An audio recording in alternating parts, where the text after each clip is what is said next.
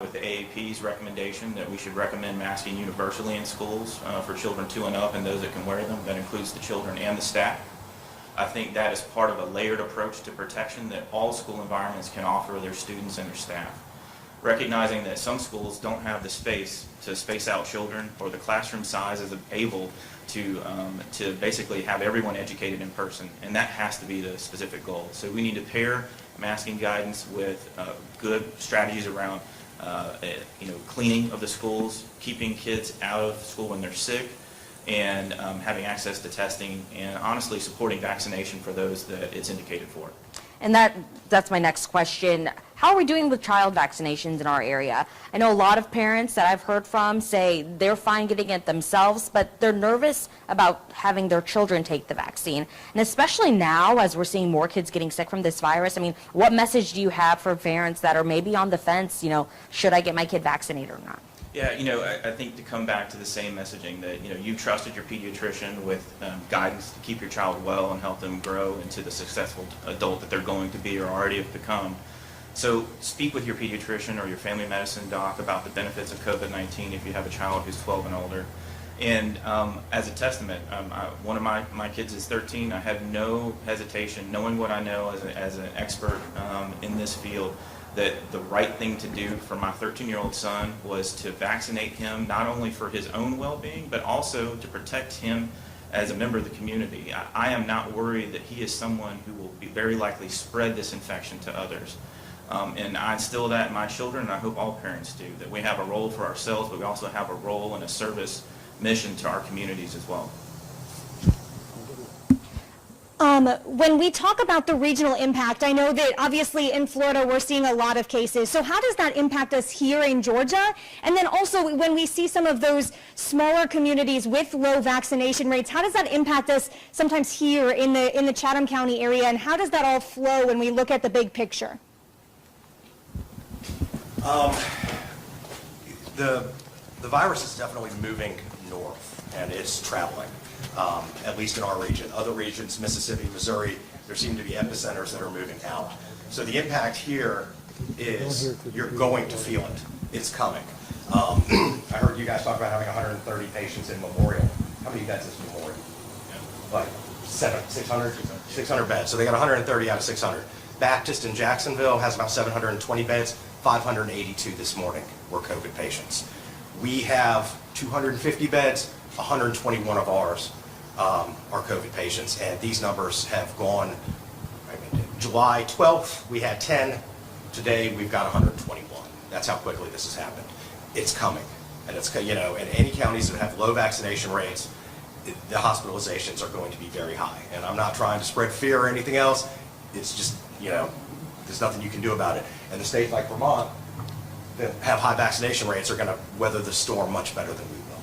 So that's the impact on, Savannah and the local coastal communities. This is for Dr. Davis. I think we talked to you Friday, and you talked about there were some vaccination rates. There were more people getting vaccinated now, but the rates weren't, high enough yet.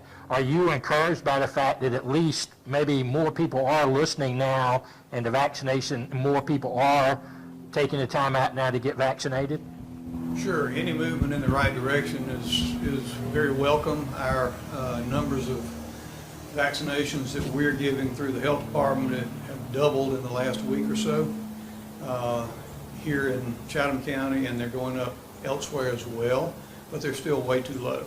I mean, if you double 150 to 300, that's one thing. If you back early in the pandemic, we were giving, I think our high was over 1,400 in a single day.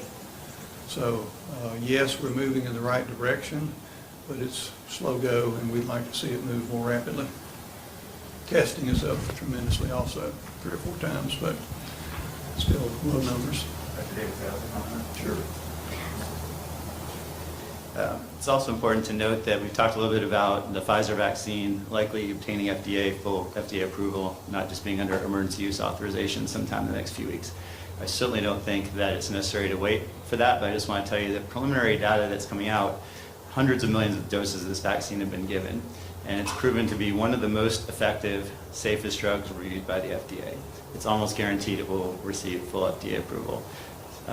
Once it does, I think there will be some people who are on the fence and unsure who hopefully will get vaccinated. I'm hoping they decide to do it even before that.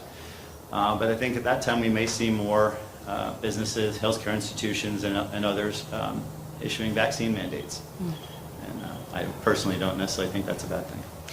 I'm reading some of our comments on our live feed of this, and people are saying, you know, this vaccine came so quickly, we don't know the long-term effects, it's too rushed. Is that a big, big pushback that you're still getting 6 months later after this has been made available to everyone? Yes, people are still saying that it's an experimental vaccine, it was rushed, it was pushed through. Obviously, it's been a stressful year and a half, but the science behind this vaccine is not new. It's not rushed, it's been around for years. This is just a new way of delivering that in vaccine form. So again, at this point, you've had 7 months, 8 months of hundreds of millions of doses with safety, efficacy. Really, if you're on the fence at this point, I'm not sure what you're waiting for. Prior to this Delta surge, a lot of people who had antibodies from previous infection may have thought they were protected. A study came out last week about how much the vaccination helps those who have previously been infected. What do we know about that? Yeah, so that was a great proof of what we kind of already knew around the benefits of vaccination for those that were even infected. Just due to the nature of how our immune system responds to natural infection, what we found was that the antibodies that you make following natural infection were less overall protective against these new circulating strains compared to this very targeted, focused approach to generating a protective antibody response with a vaccine. So all that said, that if you're someone who's had natural infection with COVID-19, you have the same recommendations I would give someone who's not, that you should receive vaccination. We have now a growing body of evidence that it is the best and most effective way to protect yourself against reinfection, which I know many of us have already seen come through our hospitals at this point in time, and that rate is starting to rise now that the Delta variant is the predominant strain in Georgia.